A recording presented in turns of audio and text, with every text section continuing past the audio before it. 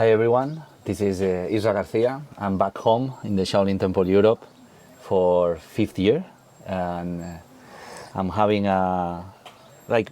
he's probably the guest I interviewed the most, and I never like the things I want to share and I want just to ask never ends for me. So I'm very excited to have here in the Shaolin Temple Europe headmaster Shi Heng Yi from the Shaolin Temple, coming from the 35th generation of Shaolin masters, and thank you for granting me this chance again to interview you. Welcome back to the 5th time now, Isra. Always have new questions. Yes, and this time we wanted to, because first interview was about the path to self-mastery.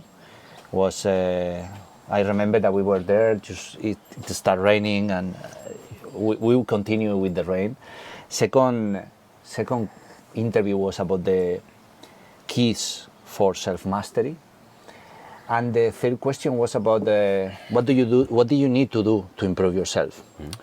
The third question we wanted to change a little bit, and so we decided to take some of the most interesting questions that the people left in the comments, in the interviews, in YouTube, and some of the questions are broad, new, some of the questions from the practice, and a final rapid fire question. Ooh, so rapid fire. Yes, but different from the other ones, because I remember I did it, and everybody, the rapid fire questions, please. So my first question is from the audience.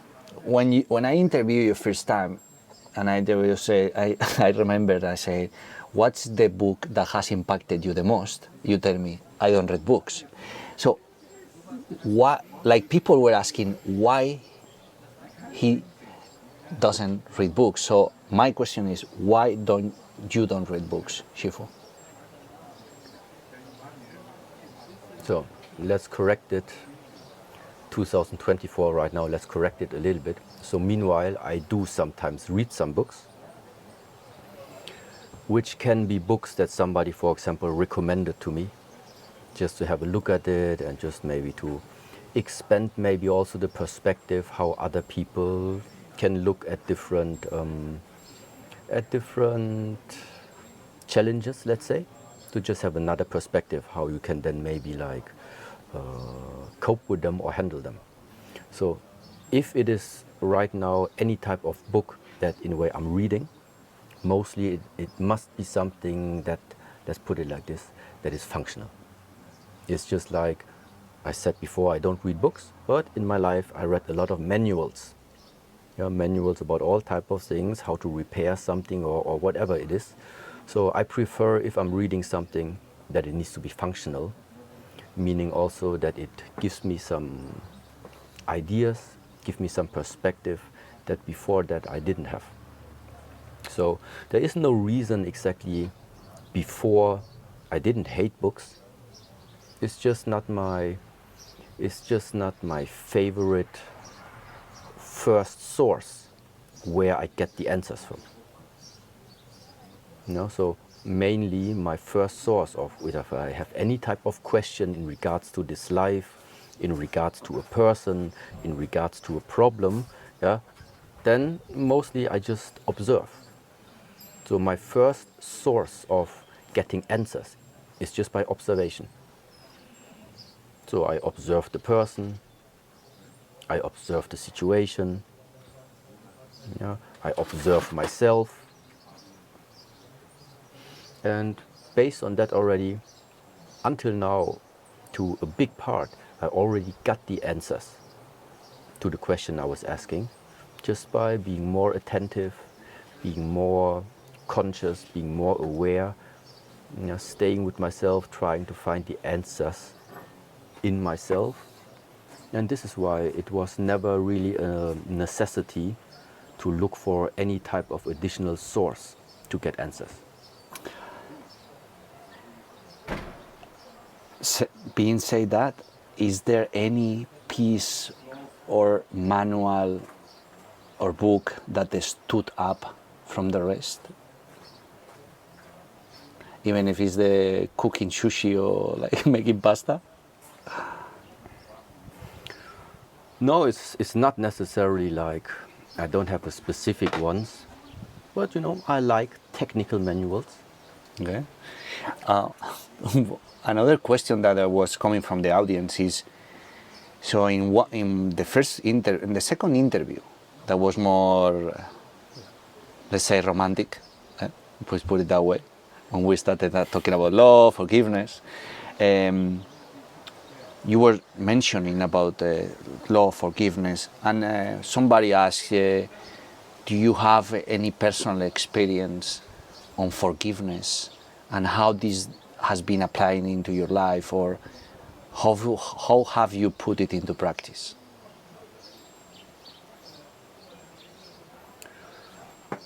No, first of all, what maybe is like just good to also observe is every time when you are coming and then you ask for interview and we have a talk, sometimes the topics are really different. And I have to say that it always depends on in which state actually I am also. So that means it can happen that maybe you invite me somewhere and say, okay, Shifu, today do something with a lot of wisdom. Yeah, but if on that day I don't have it, then it's just not going to happen. Yeah. Or so what it means is sometimes I can only, or I used to give you all the time, all the topics that in the moments when you are asking me questions and we have the conversations that anyway somehow are playing a role in my life already. Yeah, and now that you ask, for example, about forgiveness, yeah, it's not directly related, but I have a few things that now since at least a few decades, like I'm also processing, carrying along with me. And there, for myself, I came to a few conclusions. For example, in Buddhist teachings, you very often hear that it's important, like, to have compassion. Yeah, that is actually a very important virtue, an important character trait to develop compassion for you. So, but now the question is, what is it that you are regarding as compassion? So does it mean that, let's say, I take us. Wherever we go, always you make some type of mistake. You always make some type of mistake, which, like, let's say, makes me unhappy. Okay? But instead of telling you, what is you go your way and I go my way because somehow this is not harmonic. Then you could say, okay, because I should have compassion, so that means I should have an understanding for you that even if you are making the mistakes, but maybe you're not making these mistakes, first of all, consciously, and second of all, maybe you are doing these mistakes because you are just not skillful enough in order to not do them. Okay? So on the one side, it means there is a difference if I'm taking it personally, if you are failing in a way. And all the time before, I was also thinking, okay, does compassion mean I leave you as you are and just accept the fact that you are as you are, I cannot change that? Or is compassion maybe even connected to something additionally, something else? So, and there was one small missing link probably. That is quite changing this idea of also compassion and of forgiveness. So first of all, when we do something and you make a mistake, first of all, I don't take it personally. So at the same time, it means there is nothing personally in a way that I need to forgive you. Yeah, because this is not, because maybe it would be another person. You go with another person, but with the other person, you do the same mistake. So that means the mistake is there, but it's not related just happening with me. It would happen to anyone. So that's why, first of all, your mistake, I don't take it personally. If you don't take it personally, if I don't take it personally, it opens for me much better my mind, and also makes it way more easy to also open my heart at the same time, to try and feel inside yourself and feel inside this situation, okay, what can I really, really do for you to one day not make that mistake again? So, and that could also mean, for example, that it's very compassionate, that I'm telling you straight and very direct, because maybe that's the only way how you understand. Okay, so listen, this is the third time that we go out. It's the third time you're making the same mistake. Yeah, it's time to do something about it, and not just like accepting it. Even if I know when I'm gonna tell you this, you may be gonna get hurt. Mm-hmm. You may be even gonna say, you know what, Shifu, then I don't want to be friends with you anymore. Yeah, we cut the line. But the thing is like this. This friendship is not really important. The friendship is not important. The important part is that you don't get stuck and I don't get stuck. Yeah?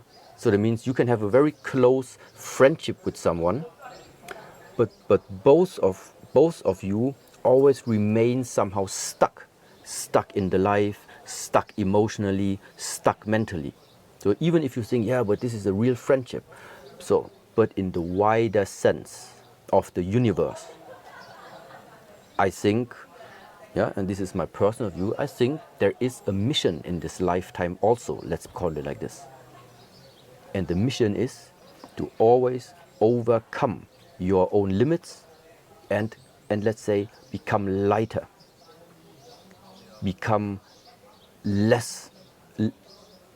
have less problems internally also, which means there is constant change. The mission in this life is to constant change towards the betterment. So whatever it is, whoever is in contact with me, whatever decisions I'm taking right now, I always try to see what is it that is in my hands that I can do that betterment starts to arise.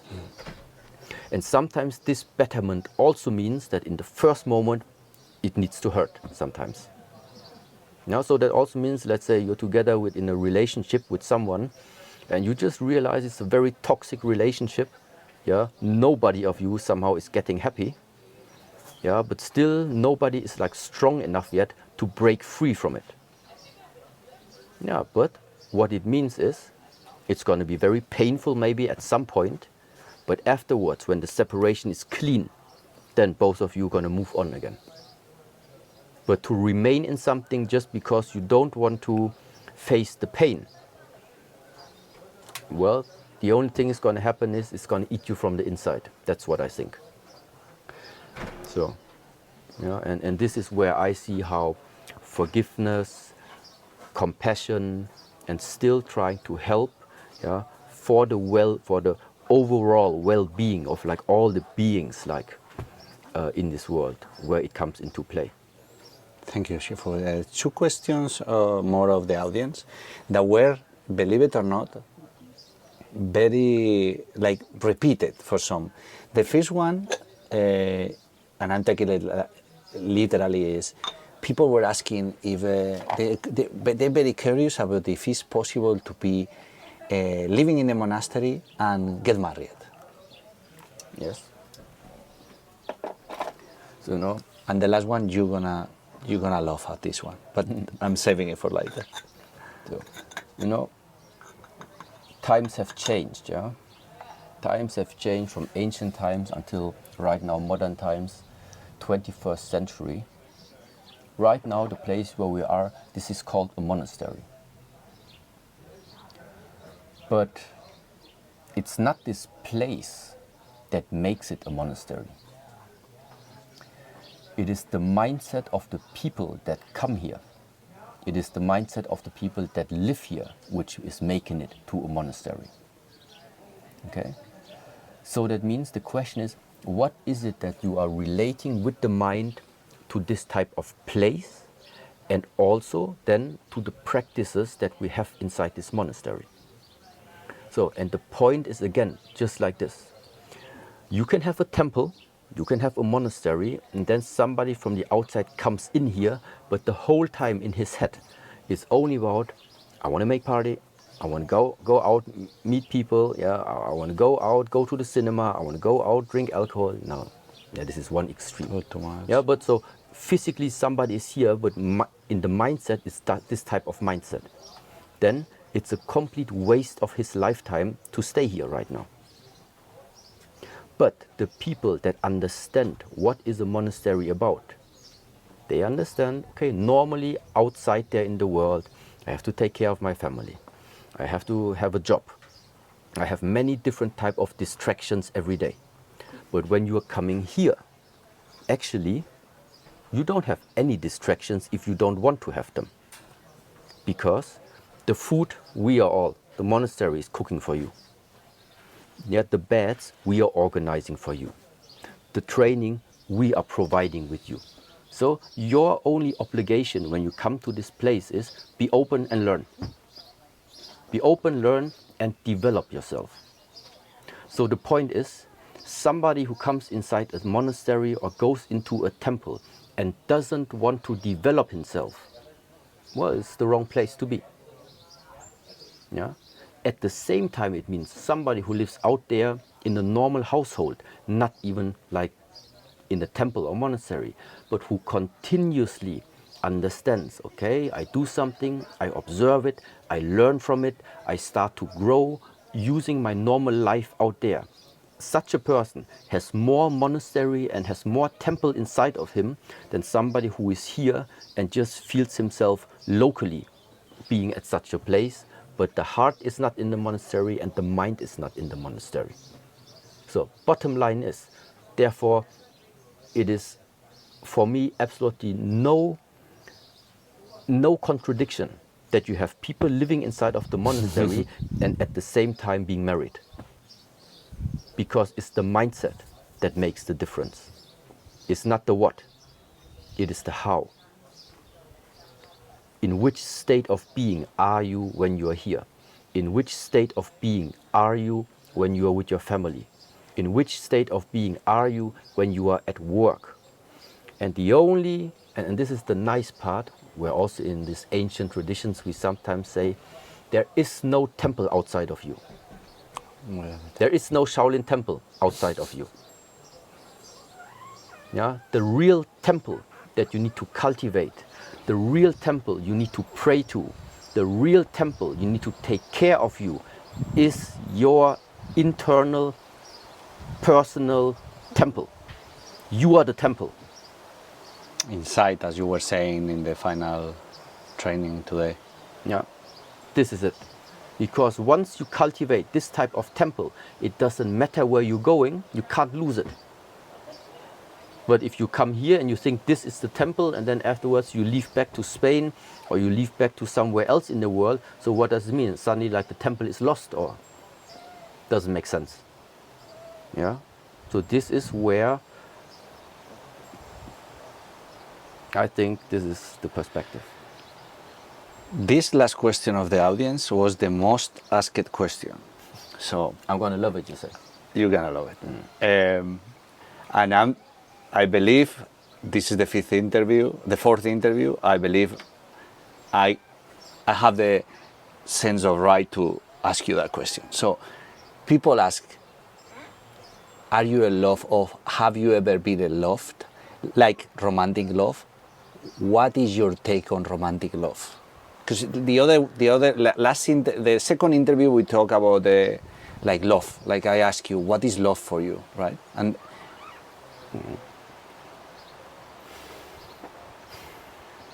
also after the training when we had this conversation, I said, like, very practically, our lifetime with this body is limited. One day it's gonna end. So the question is, what can I possibly do with my remaining lifetime where I would say that it was worth living this life. Yeah? Relating it to what is it for you that determines the quality of life. So, and of course, the quality of life, or a very nice experience, a very nice memory, a very nice situation, is of course also what you were mentioning, to sometimes maybe have a person that you share these romantic moments with. Yeah, because somebody who has never had the chance to experience something like this, I would definitely say something in your life experience is missing. Yeah, but it is one type of experience existing amongst 100,000 of other also beautiful experiences. Yeah, the same like if you would ask me, so you choose romantic love or jumping from the airplane. It's really difficult for me to tell you. Both of them is very different from each other, but both of them I would definitely say you should feel it. And so, yeah. Okay, so thank you for asking. Thank you for replying this question. Now I have some questions I brought for you. But first ones are from the training age, which is why regulating. You know, for two questions that I took from the trainings, the forms, you know, the practices. First one is why regulating the breathing is so important, and how can we regulate it in a way that benefits our life? Because this is, I think for me, the main take for me.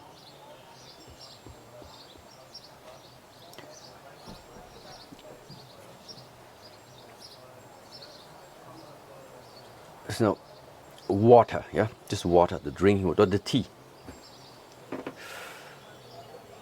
Tea is not good and tea is not bad. Tea is just tea. But if you drink too much of it, it can become bad. If you maybe don't drink any type of liquid or any type of tea, maybe this is also not good for you. Too much of something is not good, too less of something is also not good. So that means I need to learn and regulate when it comes to tea drinking. Too much is not good, too less is not good. That's why I need to adjust it. No sleeping, not good. Too much sleeping, not good. So I have to learn to regulate my sleeping cycle. Too much eating, not good. Too less eating, also not good. So it's there also, it's about regulation. It's about balance. Regulating, balancing. Okay. But now, especially in the field of when we talk about martial art training, where it's about martial art, learning how to fight, learning how to punch, learning how to kick, learning how to throw, learning how to grab, all of these things, it is learning to use your body in the most efficient way without wasting energy. Okay? But in order that a technique is working, in order that your punch is like working, it needs the proper adjustment of that energy. So that means that energy regulation, the adjustment of energy in general anyway already is an important topic, but in the martial arts it's even more important. Because in the martial art, you're asking yourself to do something that an average human normally is not asking for. Yeah? You want to punch harder than the rest of the people. You want to punch quicker than many other people. So that means you're asking something more than the average person would do. So if you're asking for more, then it means your ability to regulate your energy must also be at another level than an average person. So it comes to the question of, okay, so what does regulating energy mean? And this I'm not sure, but I think I answered it already for you one time. The three areas which are the quickest ways to have an effect on our energy level. Number one is the diet. Number two is your lifestyle. And number three is the way how you are handling your breathing. You want to change something about your energy, the diet, the lifestyle, and then really the breathing exercises. And the more refined you become what actually is possible to do with your breath, the more you can have an effect on your energy system, let's call it like this, on the energy that is available to you, on the energy that you can then mobilize, and on the energy that you can then use to put them into the techniques that you learn in the field of martial arts. So that this is the connection that I see between breathing, energy, physicality, and martial arts.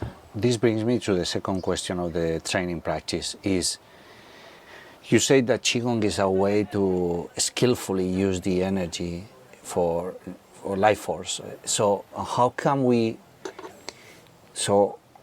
apply this? How can we apply this to our daily life? Like, because I find very interesting something like, like considering everything you do as a Qigong movement. And that was very fascinating for me. I got to a house, I integrated a lot, I was writing about it, because somehow it's something you were sharing about.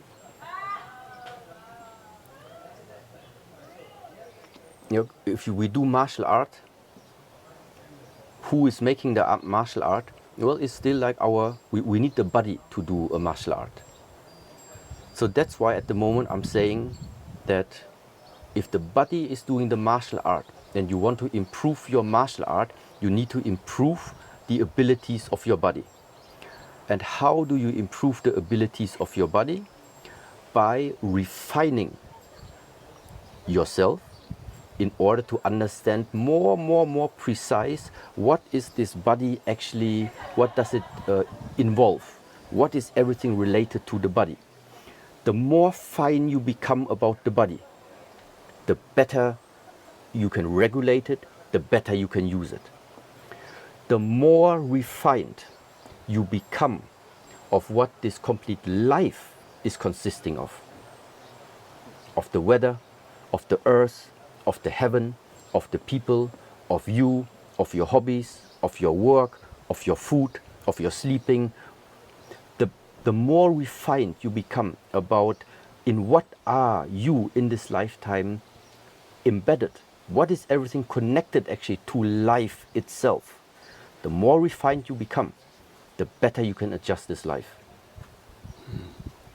So for me, this similarity between you want to become good with the body, refine the body. You want to become good in this life, refine your life. But the principle is the same. It's about refinement. It's about becoming more sensitive for things that are already here. They're already here, but we don't pay attention to them. It's the same like to your body. Yeah, I asked you, can you feel your skeleton right now? You say maybe no. Yeah, you say no, but the fact is it's all the time there. I cannot separate the skeleton from your meat. The only difference is it's all the time there. You don't realize it, but I realize it. So it's the same like in this lifetime. Yeah, it's not even about that you are creating something new. No, it's just about that you are becoming more fine for something that anyway, since your birth, is here already. It's just that you haven't been fine enough, or the mind was like flying around too much or busy with other stuff out there that it didn't matter to you. So refinement suddenly means that you feel, oh, okay, even the wind right now that is blowing on the skin, even that actually matters for my well-being. Even that like 6 days long it was sunny, one day it was raining, even that matters. Refinement, become more fine. There is nothing happening in this universe that is not connected to our being. So, and this is where then martial art training and spiritual development for me is like goes hand in hand. Yeah. The new questions I have for you. First one is what is the balance of your greatest successes in your life? What would you say is a balance of the great things you ever done in your life up until now? No, I don't understand the question. Like if you were about to see all the things you've done, all the successes you made in this lifetime, what will be like the conclusion of all of this? Yeah, see, this is, for example, also a very interesting question. Maybe a few years back, I would have still like answered, yeah, I did a lot of these things, I built up a lot of these things. But meanwhile, I just see it actually as I followed something, I put my energy in, and then the results come. But right now, I can hear there's the call is different. Yeah, so many years before, maybe it felt like, you know, I need to build up. My focus right now is not on building up anymore. So yeah, right now I feel the call is a different one, because building up, I know how to do it. Yeah, this challenge is, in a way, is finished for me, which is now the reason why I also start to pass on all of these things to my disciples, to the other masters, so that they now start getting into that stage in their life where they are learning to build up. I have the feeling I don't need to learn anymore how to build up. Now it's finished, this lesson. Now is something else I need to learn. Yeah, and literally, and this is the truth, and this is the balance of life, just as you learn to build something up, like that you learn to let go. This is the call that you're feeling right now? This is definitely the call, because elsewise the balance is not going to happen. Thank you. No, it doesn't mean it's bad, yeah? No, it's something new. Of course. First, I'm gonna stop here for this, because most of the listeners and subscribers for the podcast and the YouTube channel are Spanish. So we have a very good news. So I have one of the first book signed. Not in Spanish, not yet, but there's a book in Spanish from Master Shi Heng Yi called El Camino Shaolin, about ancestral habits for a modern life, hábitos milenarios para una vida moderna, and it's also in Spanish, it's also in English, so I'll make sure I put the links in the podcast, in the show notes, so you can get it. After this, and I have no affiliate, of course, to the book. My next question is, what mistake you have repeated the most?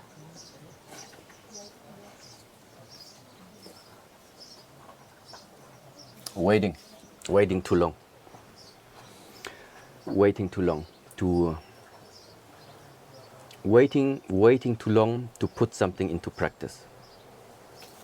Like I know what needs to be done, but then it's just like I know what needs to be done, but I don't do it. Yeah. So in general, if there's something that at the moment I just feel like I need to improve myself, it's in this area. So there is something wrong in your life. It needs to be fixed at some point. Don't wait for next week. Don't wait for the months afterwards. Already figure out right now, if you know already that is what is going wrong right now, already what is the action plan to tackle it. Yeah, even if this waiting is just a 5 days waiting, it's 5 days too long. Because anyway, these are things, they're gonna always come and come again, yeah? And it just became more clear, very much, yeah? You can't postpone these things. What has been I was wondering, what has been the opportunity that you have taken most advantage of, and how?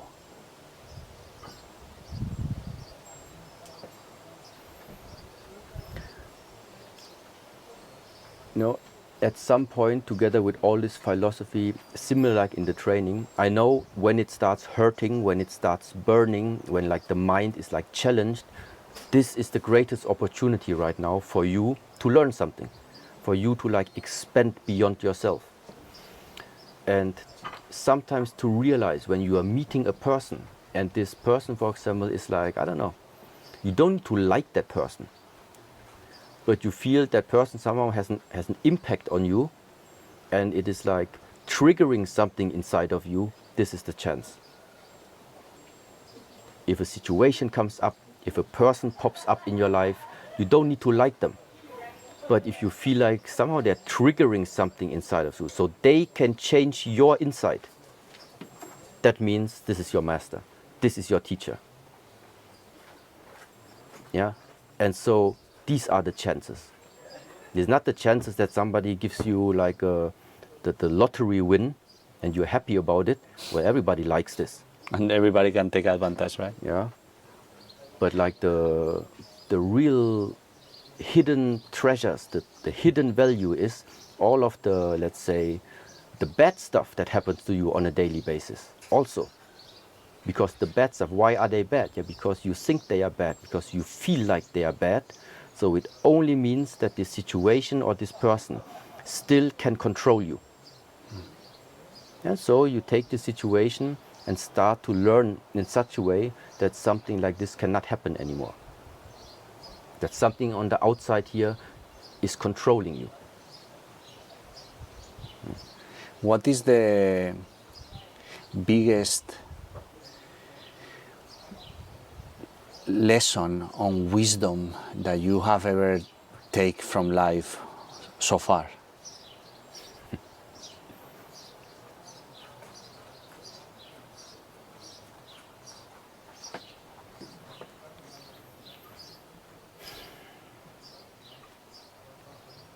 Even if you know and these sentences are out there,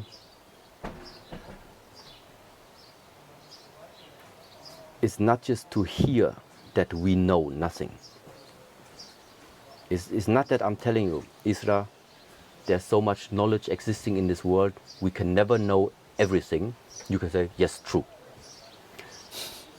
But it's different than really, I don't know how to say. However intelligent you think you have become, no matter how good you have developed yourself, no matter how much time you have invested in any type of investigation or research, this life, this existence, always shows you things that are not possible from your mind to even imagine something like this is existing. We know nothing. Yeah?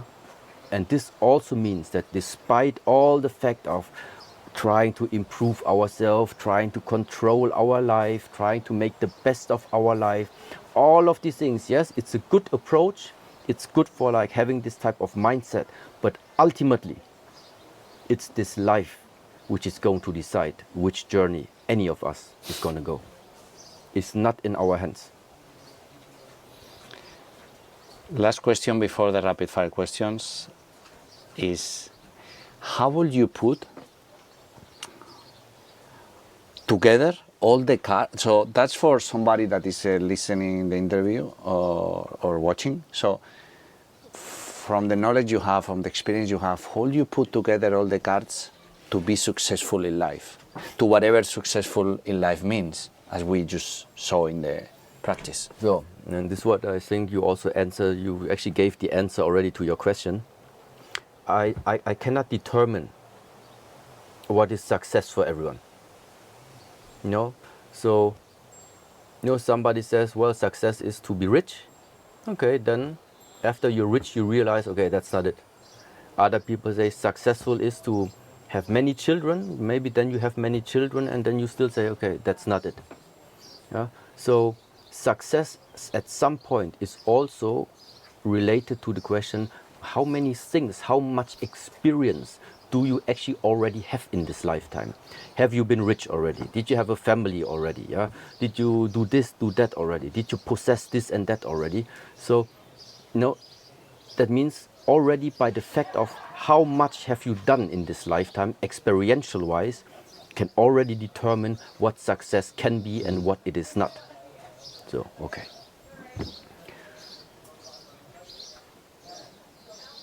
But because we are so many people in this world, and not everybody is having like the same experience, and not everybody had the same chances to actually try out all the different type of experiences. At the end, there's only one thing that we all in a way have in common, regardless of what we are doing. And this in a way I would call your sense for the quality of life. And how do you know that something is worth living? Because it feels right. So, feels right means, what is it that can feel? Well, probably I would right now easily say it's your heart that feels. But if the heart is closed, you feel nothing. If the heart is open, you feel a lot. So, at the moment, if you ask me what to look for in order to have like success, what is successful? It is that you're spending the most times walking through this lifetime with an open heart. The more open the heart, the more successful your journey. The more closed your heart, well, then it's also a success, but then it's the success of the devil. Because he succeeded to close the heart. Yeah, thank you. We go to the rapid fire questions. First, what's been the most impactful experience of your 2023? 2023.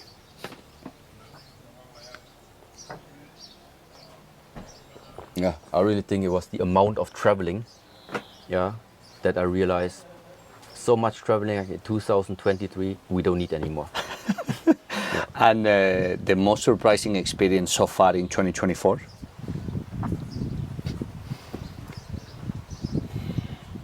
The realization that it's time to let go. In your experience, the most important skill for nowadays, and why? Adaptability to circumstances. Yeah?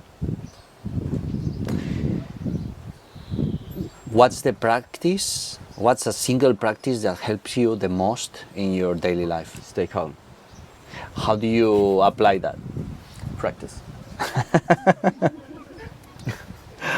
Is there any learning in these past months that has made a difference on you? And if so, which one and why?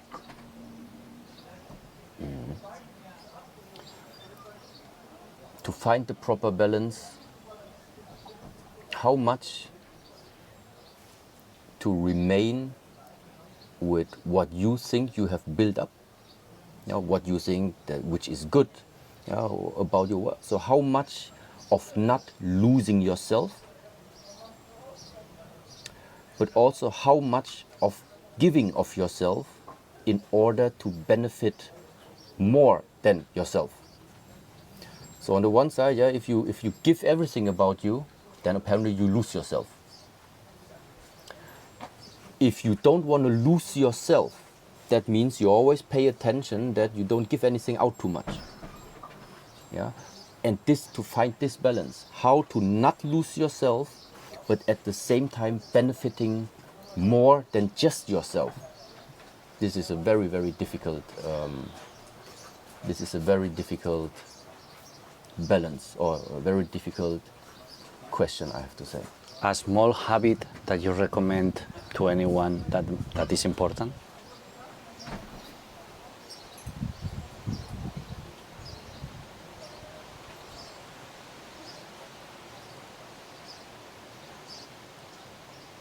Yeah.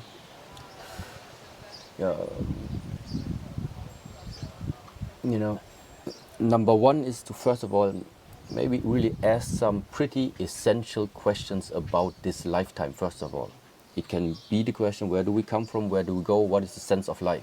Ask this question. So, yeah.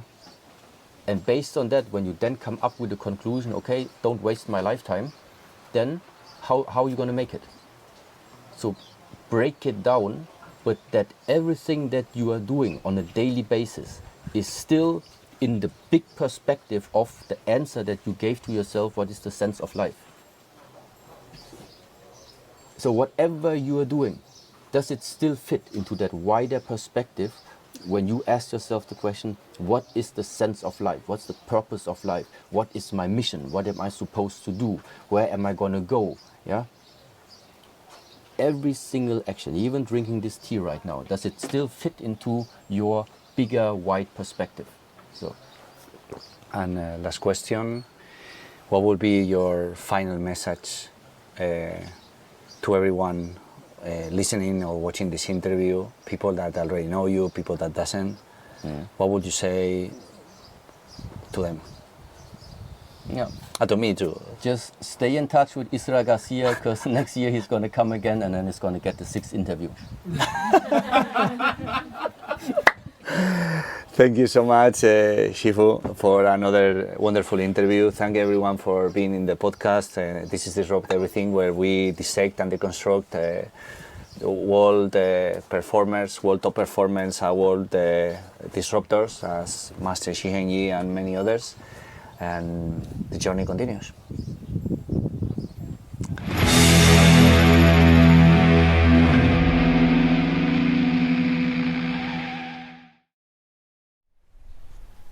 Hey, gracias por llegar hasta aquí, por escuchar este podcast, ver este vídeo y sumarte a la liga del 1%, esa que marca la diferencia en el 99% restante. Gracias por tú, tal y como eres, tal y como ocurres.